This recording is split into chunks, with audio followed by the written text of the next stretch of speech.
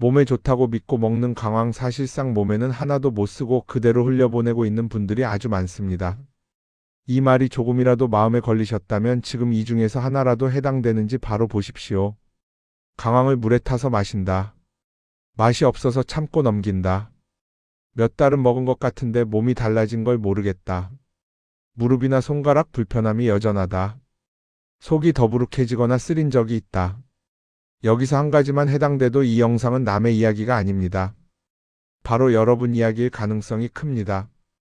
이쯤에서 대부분 이렇게 생각하실 겁니다. 그래도 몸에 좋다니까 안 먹는 것보단 낫겠지, 그래서 오늘도 아침 물컵에 강황을 타고 맛을 참고 넘깁니다. 몸을 위해서니까요. 그런데 이상하지 않으신가요? 먹는 건 이렇게 성실한데 몸은 거의 달라지지 않습니다. 무릎은 여전히 시큰하고 아침에 손은 굳어있고 계단을 내려갈 때면 숨이 먼저 찹니다. 오히려 속이 더부룩해지거나 괜히 위장이 예민해진 느낌도 듭니다. 이쯤 되면 마음이 갈립니다. 계속 먹어야 하나, 아니면 나랑은 안 맞는 건가. 그런데 여기서 중요한 반전이 하나 있습니다. 원래 강황의 핵심 성분은 물에 타먹는다고 몸에 들어오게 만들어지지 않았기 때문입니다. 문제는 이 중요한 사실이 너무 오랫동안 가려져 있었다는 점입니다. 강황이 몸에 좋다는 말은 많지만 어떻게 먹어야 몸에 실제로 쓰이는지는 제대로 이야기된 적이 거의 없습니다. 그래서 많은 시니어 분들이 열심히 챙겨 먹고도 아무 변화 없는 몸을 보고 나랑 안 맞는 건가 이런 생각을 하게 됩니다. 그럼 강황은 괜히 유행만 탄 식재료일까요? 그렇지는 않습니다. 같은 강황인데도 어떤 연구에서는 관절 불편감이나 염증 지표에서 의미 있는 변화가 관찰되었다는 보고들이 있습니다. 차이는 단 하나였습니다. 강황이 몸에 들어오는 조건이 만들어졌느냐 아니냐의 차이였습니다. 오늘 이 영상에서 제가 말씀드리고 싶은 건 강황을 더 먹으라는 이야기가 아닙니다. 왜 물에 타서 먹으면 몸이 반응하지 않기 쉬운지, 왜 어떤 사람은 효과를 보고 어떤 사람은 아무 느낌이 없는 건지 강황을 제대로 이해하자는 이야기입니다. 지금까지의 내용이 조금이라도 내 이야기처럼 느껴지셨다면 계속 들어주시기 바랍니다. 지금부터는 강황을 열심히 먹었는데도 몸에서 아무 반응을 보이지 않았는지 그 이유를 말씀해 드리겠습니다. 강황이 좋다고 알려진 이유는 그 안에 들어있는 커큐민이라는 성분 때문입니다. 커큐민은 염증 반응과 관련된 경로에 관여하는 성분입니다. 다만 커큐민은 우리 몸에서 다루기 아주 까다로운 성분이기도 합니다. 왜냐하면 커큐민은 물에 거의 녹지 않는 성질을 가지고 있기 때문입니다. 그런데 우리는 이 성분을 가장 흔하게 물에 타서 섭취해 왔습니다. 컵 안에서는 노란색이 고르게 퍼지기 때문에 겉으로 보면 잘 풀린 것처럼 보입니다. 하지만 이건 눈에 보이는 착각에 가깝습니다. 몸속으로 들어가는 순간 상황은 완전히 달라집니다. 이렇게 생각해 보시면 이해가 쉽습니다. 강황은 아주 귀한 짐을 실은 화물인데 물은 이 화물을 실어 나를 운송수단이 되어주지 못합니다. 그래서 강황은 출발부터 불안한 상태로 위와 장을 지나가게 되고 장 점막 가까이까지 도달하지 못한 채 그냥 흘러가 버릴 가능성이 커집니다. 이게 첫 번째 이유입니다.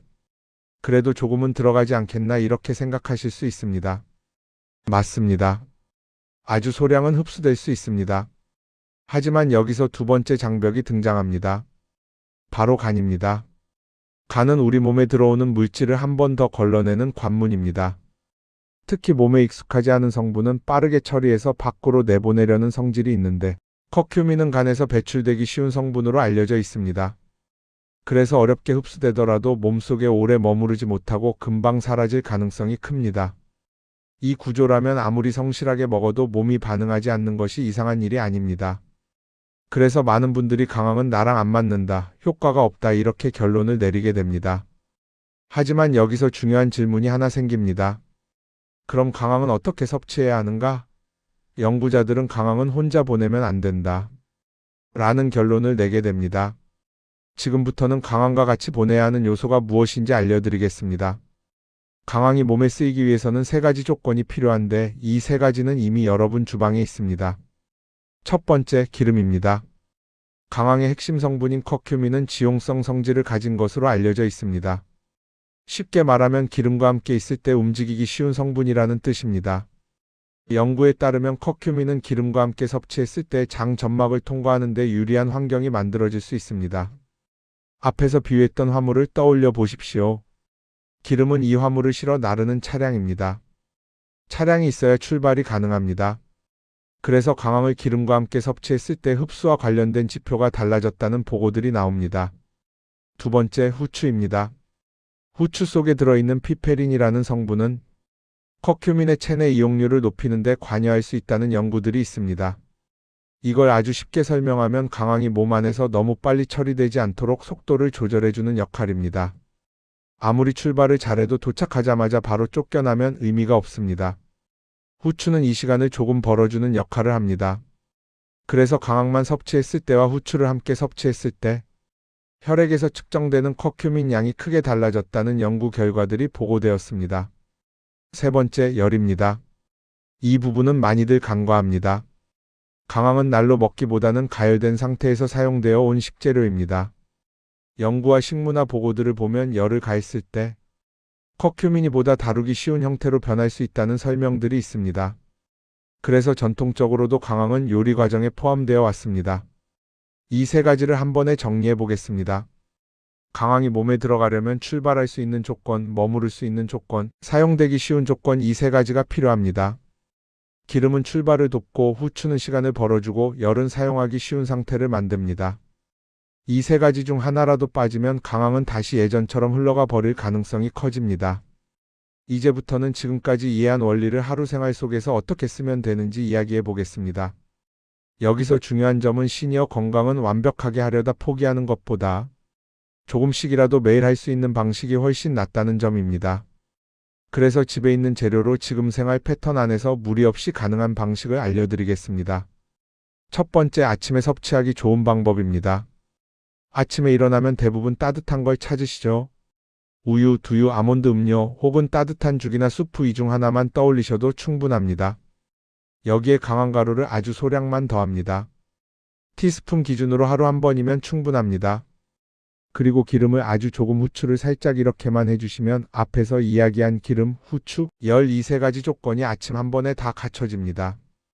이걸 특별한 약처럼 생각하지 마시고 아침에 마시는 따뜻한 한 잔이라고 생각하시면 됩니다. 두 번째, 저녁 식탁에서 섭취하는 방법입니다. 많은 분들이 매번 챙겨 먹는 게 부담스럽다고 말씀하십니다. 그럴 땐 굳이 따로 드실 필요 없습니다. 저녁 반찬을 떠올려 보십시오. 볶음 요리, 구이, 기름이 들어간 찌개, 이런 음식 위에 후추 뿌리듯 강황가루를 아주 조금만 더하는 겁니다. 이미 기름과 열이 들어간 음식이기 때문에 강황은 자연스럽게 몸에 들어갈 준비를 마친 상태가 됩니다. 특히 생선이나 고기 요리에 강황을 쓰면 향을 부드럽게 잡아주는 역할도 하기 때문에 요리의 일부로 자연스럽게 쓰게 됩니다. 세 번째, 양에 대한 기준입니다. 여기서 가장 많이 생기는 실수가 조금 좋으니까 더 먹으면 더 좋겠지, 이 생각입니다. 강황과 커큐민은 많이 먹는다고 그만큼 더 잘 작동하는 성분이 아닙니다. 특히 시니어에게는 과한 양이 속 불편함이나 설사 같은 신호로 바로 나타날 수 있습니다. 그래서 기준은 이렇습니다. 하루 소량, 몸이 편안한 범위를 넘기지 않는 것. 만약 먹고 나서 속이 불편해지거나 배가 더부룩해진다면 그건 효과가 없는 게 아니라 몸이 부담을 느끼고 있다는 신호일 수 있습니다. 이럴 땐 양을 줄이거나 잠시 쉬는 게 맞습니다. 그리고 꼭 한 가지 짚고 넘어가야 할 부분이 있습니다. 담낭이나 담도 문제, 과거 담석 경험, 혈액이나 당 조절과 관련된 약을 드시는 경우, 이런 상황에서는 강황을 무조건 챙기는 게 아니라 신중하게 접근해야 합니다. 시니어 건강의 핵심은 유행을 따라가는 게 아니라 내 몸 상태를 기준으로 선택하는 데 있기 때문입니다. 마지막으로 오늘 이야기를 하나로 묶어보겠습니다. 강황이 좋으냐 나쁘냐의 문제도 먹느냐 마느냐의 문제도 아니었습니다. 결국 핵심은 어떻게 먹느냐였습니다. 많은 분들이 강황을 먹고도 변화가 없었다고 느꼈던 이유는 강황이 부족해서가 아니라 몸에 들어오지 못한 채 그냥 지나가 버렸기 때문입니다. 그래서 오늘 이야기의 중심은 아주 분명합니다. 강황은 혼자 보내면 안 된다. 하루 한 번 기름과 함께, 후추와 함께 따뜻한 상태로 이 네 가지 조건이 갖춰졌을 때 강황은 비로소 몸에 닿을 준비를 합니다. 그리고 여기서 또 한 가지 잊지 말아야 할 부분도 있습니다. 담낭이나 담도 문제, 과거 담석 경험, 혈액이나 당 조절과 관련된 약을 드시는 경우, 이런 상황에서는 강황이 도움이 되기보다 부담이 될 수 있습니다. 그래서 강황은 무조건 챙겨야 할 건강식품이 아니라 내 몸 상태를 기준으로 선택해서 쓰는 식재료임을 아셔야 합니다. 오늘 이 영상을 통해 여러분이 얻으셨으면 하는 건 단 하나입니다. 이제는 남들이 좋다니까 따라 먹는 건강이 아니라 왜 먹는지, 어떻게 먹는지 내 몸에 맞는지 스스로 판단할 수 있는 기준입니다. 지금 주방에 있는 강황이 오늘부터는 그냥 노란 가루가 아니라 생각하고 사용하는 재료가 되길 바랍니다. 건강은 어느 날 갑자기 바뀌지 않습니다. 하지만 방향은 오늘 바로 바꿀 수 있습니다. 오늘 이야기 중에서 하나라도 이건 내가 해볼 수 있겠다라는 생각이 드셨다면 그걸로 충분합니다. 그 작은 방향 전환이 앞으로의 일상을 조금씩 바꾸게 됩니다. 이 영상이 여러분의 관절과 일상에 조금이라도 도움이 되셨다면 구독과 좋아요로 함께 해주십시오. 여러분의 관심이 제가 더 신중하게 연구하고 더 정확한 건강 이야기를 전하는 큰 힘이 됩니다. 지금까지 여러분의 삶을 회복하는 데 함께하는 건강한 노년생활의 건강 멘토였습니다. 감사합니다.